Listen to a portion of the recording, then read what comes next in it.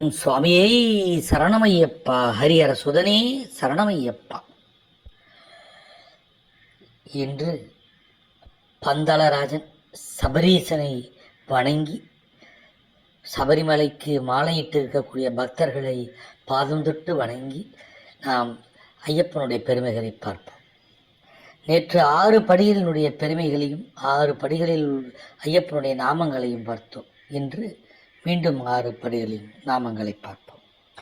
7ஆம் படி கருணாகர தேவனன், 8ஆம் படி சத்திய பரிபாலகர், 9ஆம் படி சற்குணசீலன், 10ஆம் படி சபரிமலை வாசன், 11ஆம் படி வீரமணிகண்டன், 12ஆம் படி விண்ணவர் தேவன்.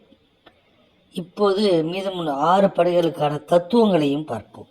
7ஆம் படியில் புத பகவான் வீற்றிருக்கிறார், 8ஆம் படியிலே மகாவிஷ்ணு வீற்றிருக்கிறார், 9ஆம் படியிலே குரு பகவான் வீற்றிருக்கிறார், 10ஆம் படியிலே பிரம்மா வீற்றிருக்கிறார், 11ஆம் படியிலே சுக்கிரன் வீற்றிருக்கிறார், 12ஆம் படியிலே திருவரங்கன் வீற்றிருக்கிறார்.